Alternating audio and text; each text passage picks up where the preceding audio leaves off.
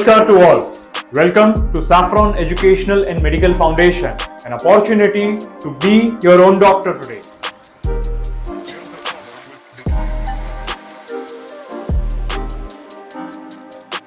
Third point, your food must be according to the temperature. ये बहुत बड़ी बात हो गई भाई। टेम्परेचर यानी क्या, हम लोग वो टेम्परेचर का मशीन लेके थर्मोमीटर लेके चेक करें? नहीं, बात यहाँ पे वो नहीं है। Food according to the temperature means क्या होता है कि दो चीजों में हम उसे देखते हैं। टेम्परेचर यानी कि देखिए गर्मियों का टेम्परेचर है, ज्यादा गर्मी है, तो हमें कैसे फूड खाने चाहिए कि जो हमारे शरीर को ठंडक देता है, यानी कि कूलिंग देता है। तो उस टाइम पे हमें आइसक्रीम पेस्ट्रीज की बात नहीं चल रही है, तो हमारा खाना जैसे ज्वारी है तो उसका नेचर ठंडा है, जबकि बाजरी है वो उष्ण है, तो उस तरह से खाना होना चाहिए। जो सब्जियों की बात करते हैं तो जो दूधी है, तुरई है, एशगार्ड है जिसे हम कद्दू बोलते हैं, भोपड़ा, तो ये सारे जो है वो कूलिंग नेचर के सब्जियां है जो हम बेल पे लटकते हुए देखते हैं, जिसका पेड़ या प्लांट नहीं होता है, तो वो सारी जो बिलोंग करती है वो कूलिंग नेचर की है। तो फूड टेम्परेचर के हिसाब से होना चाहिए। प्लस एक यहाँ पे हम गलती जो करते हैं कि एक रॉन्ग कॉम्बिनेशन कर देते हैं। जैसे आजकल सिंपल सा एग्जांपल बताती हूँ, ब्राउनी विथ वेनिला आइसक्रीम। क्या किया हमने, गरम और ठंडे को मिक्स कर दिया। Brownie hot, ice cream cold. Cold coffee, that is another example of temperature. Cold coffee, coffee गरम, उसके अंदर आइसक्रीम डाल के कोल्ड किया। आइसक्रीम भी आती है आजकल और कोल्ड कॉफीज भी अलग एक कॉन्सेप्ट है। तो ये जो रॉन्ग टेम्परेचर, यानी कि खाना एक टेम्परेचर पे होना चाहिए। This is something what I want to explain you, कि कोई भी दो विरुद्ध टेम्परेचर को मिक्स करके खाना गलत चीज है। जो प्रकृति है उस हिसाब से खाना हो। आपका शरीर का टेम्परेचर, बाहर का जो टेम्परेचर है और फूड का क्या टेम्परेचर है वो आपको करना है। इससे रिलेटेड दूसरी बात होती है कि फूड एक बार बन गया तो बन गया, उसे घड़ी घड़ी हाई टेम्परेचर पे गर्म करके, rather it is microwave oven या तो आपकी गैस की फ्लेम पे घड़ी घड़ी उबाल के आप उसका टेम्परेचर चेंज कर रहे हैं, तो उससे अंदर के जो पोषक तत्व है उसका तो नाश हो रहा है, प्लस वो खाना खाने लायक नहीं हो रहा है, पॉइजन बन रहा है। Your food must be according to your lifestyle. आ गई ना भाई, राजसिक तामसिक बात आ गई यहाँ पे। तो लाइफ स्टाइल के हिसाब से आपका खाना होना चाहिए। देखिए, मेरा मेंटल वर्क बहुत ज्यादा है, पर मेरा जो फिजिकल वर्क है वो बहुत कम है। मुझे एसी केबिन में चेयर पे बैठ के ही पूरा दिन मोस्टली 8-10 घंटा बैठ के मैं काम करती हूँ। तो मेरा खाना उस हिसाब से होना चाहिए जो मुझे मेंटली कूलिंग करे, मुझे काम रखे। मेरा डाइजेशन यानी कि मेरी अग्नि थोड़ी कम है क्योंकि मैं फिजिकल वर्क ज्यादा नहीं करती हूँ, तो मुझे उतना कैलोरियस खाना नहीं चाहिए। पर मेरे खाने में कलरफुल खाना होना चाहिए जिसमें फाइबर्स भी हो, जो मुझे शांत रखता है, मेरे स्ट्रेस लेवल को मेरे स्ट्रेस लेवल को डाइवर्ट करता है। वैसे ही जिसकी लाइफस्टाइल, जो आप देखते हैं कि रोड पे काम करते हैं, जो लोग मजदूर रहते हैं, वो बहुत मेहनत का काम करते हैं, तो उन्होंने इतनी मेहनत की, इतना पसीना बहाया है, उनकी काफी सारी एनर्जी और कैलोरी यहाँ पे वेस्ट हो गई है, तो उनको बहुत ही अच्छे से खाना चाहिए, तगड़ा खाना चाहिए। उनकी खाने की क्वांटिटी भी ज्यादा होती है। सो आप सेडेंटरी लाइफस्टाइल जी रहे, आराम से एसी में घर में हाउस वाइफ है, बेटी है, 2-4 नौकर है, तो आपका खाना लिक्विडाइज्ड और फाइबर से भरा हुआ होना चाहिए, और पकाया हुआ अन्न जो बोलते वो बहुत कम मात्रा में होना चाहिए, क्योंकि उसको पचाने के लिए आप कुछ फिजिकल एक्टिविटी नहीं करते हैं। सो वैसे ही एक पानी की भी चीज आ जाती है। काफी सारे क्वेश्चंस आते हैं कि भाई पानी कितना पीना चाहिए। उन्होंने 8 लीटर बोला, 5 लीटर बोला, 10 ग्लास बोला। प्यास लगे उतना पानी पीजिए, कंजूसाई मत कीजिए, बीच बीच में भूल मत जाइए। जैसे मैं एक एग्जांपल बताती हूँ आपको कि जैसे मेरे जैसे कंटिन्यूस बोलते रहते, आप लोग का दिमाग भी खराब करते रहते, क्या आ जाती है यार घड़ी घड़ी बोलने के लिए, क्या हमको पता नहीं चलता है। पर सच में अगर जो प्रोफेसर है या जो जिनका बोलने का काम ज्यादा है, तो अब देखिए वो बोलते इतना ज्यादा है, इसलिए उनके गले में प्यास ज्यादा लगती है, उनको पानी की ज्यादा जरूरत पड़ती है। धूप में जो मार्केटिंग वाले जो पर्सन है उनको धूप में घूमना होता है, पसीना ज्यादा निकलता है, तो उनको पानी की ज्यादा जरूरत पड़ती है। वही वो एक व्हाइट कॉलर जॉब ऑफिस में बैठा है टेबल चेयर पे, तो उसे कंपैरेटिवली पानी की जरूरत कम पड़ती है। तो हर एक के स्ट्रक्चर के ऊपर होता है कि कितना पानी आपको चाहिए, बट एक ही कॉमन चीज है, आपकी बॉडी हाइड्रेट रहनी चाहिए। अगर डिहाइड्रेशन होता है तो आपके डिप टिश्यूज तक डैमेज होता है और वही आपका ब्रेन डैमेज का भी कारण हो सकता है। हाइपरनेस बढ़ा सकता है, एंजाइटी लेवल बढ़ा सकता है, स्ट्रेस बढ़ा सकता है, काफी सारी चीज डिहाइड्रेशन की वजह से हो सकती है। लाइफ थ्रेटनिंग केसेस भी हो सकते हैं। तो पानी आपको उतना ही पीना चाहिए जितनी आपको प्यास है। काम कर रहे हैं लेकिन प्यास लगी है तो पहले पानी का ग्लास उठाइए और पीजिए, काम बाद में भी हो जाएगा, राइट। सो लाइफस्टाइल के हिसाब से खाना पीना होना बहुत ही ज्यादा जरूरी है, तो खाना पचेगा। देखिए, after all the whole concept of food, क्या खाया उतना जरूरी नहीं है, पर कितना खाने के बाद पचाया है, that is the most important thing. Your food must be according to your प्रकृति। जी हाँ, आपकी प्रकृति, द नेचर ऑफ बॉडी, उस हिसाब से खाना होना चाहिए। अगर देखिए मैं बात करूं कि भाई मुझे तो पित्त प्रकृति है मेरी, और जो है मेरी पित्त प्रकृति, तो मेरी पित्त प्रकृति यानी कि मेरा बॉडी नेचर कैसा है, पित्त, थोड़ा सा गर्म है मेरा बॉडी नेचर, तो मुझे खाना ऐसा खाना चाहिए कि जो मेरे शरीर को कूलिंग इफेक्ट देता है, अल्कलाइन इफेक्ट देता है, एसिडिक रिफ्लेक्शन नहीं करता है। कफ प्रकृति है, कुछ खाने से शरीर में कफ बन जाता है, तो हमें वैसे खाने कम खाना चाहिए। वात जनरेट करता है, भाई मेरा डाइजेशन वीक है, जल्दी से गैस हो जाती है, ब्लोटिंग हो जाती है, तो वैसा खाना आपके लिए नहीं सही है, उसे अवॉइड कीजिए। Your food must be according to your routine.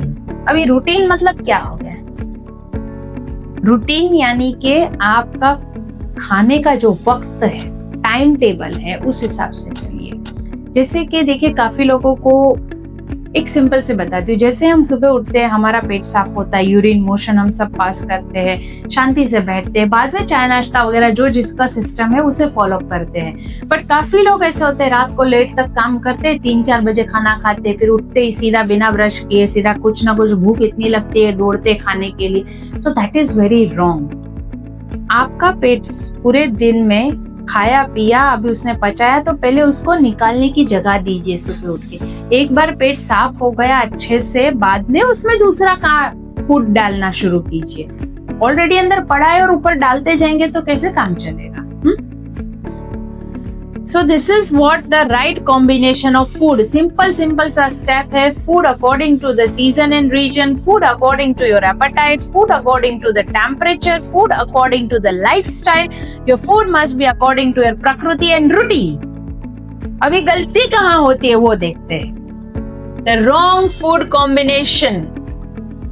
काफी टाइम ऐसा है ना, हम ज्यादा हेल्थ कॉन्शियस है तो ये मिक्स करके खाएंगे, ये आ जाएगा, पर उसमें काफी टाइम रॉन्ग हो जाता है।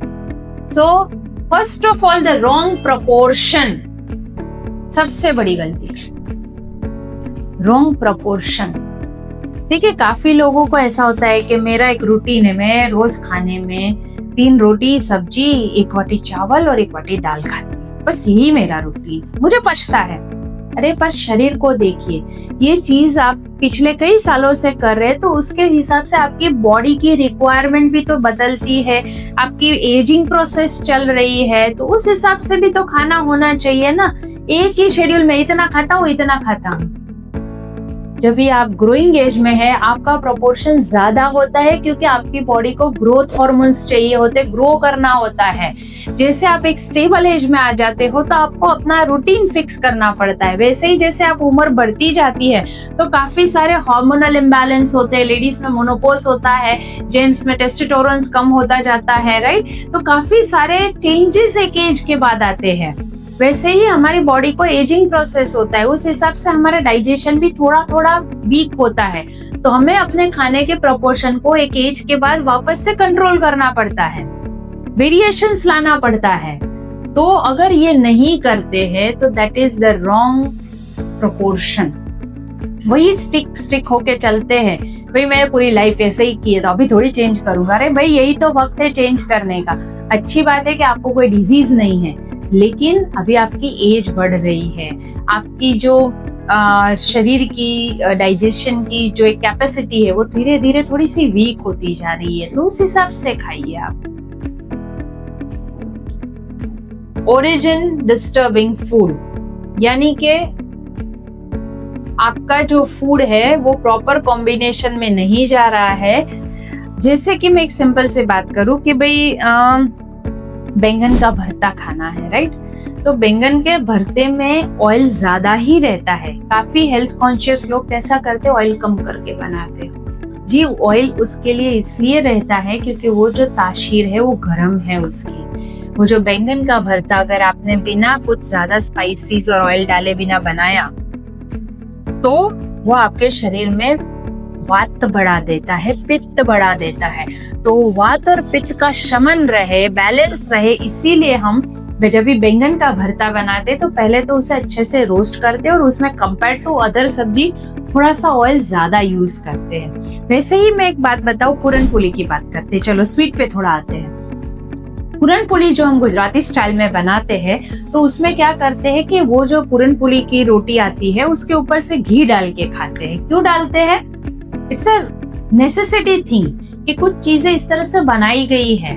क्यों? क्योंकि देखो पूरन पूरी में एक तो गेहूं आ गया यानी ग्लूटेन आ गया, दाल आ गई यानी कि प्रोटीन आ गया। अभी प्रोटीन और ग्लूटेन को जो डाइजेशन के लिए चाहिए वो थोड़ा सा लिक्विड चाहिए, उसको थोड़ा सा ल्यूब्रिकेंट चाहिए, क्योंकि अमाइनो एसिड्स बनते हैं उसमें से। तो इसीलिए हम उसके ऊपर 1-2 चम्मच घी डालते हैं, जिसके वजह से एक तो उसकी जो पित्त प्रकृति है दाल की वो शमन हो जाती है, क्योंकि तूर की दाल होती है, यूरिक एसिड क्रिएट करती है, राइट? उसके अलावा जो घी है वो शांत नेचर का होता है, बैलेंस्ड नेचर का होता है। तो जो फूड कॉम्बिनेशन अगर आप सही तरीके से ले रहे तो वो आपको बेनिफिशियल रहेगा।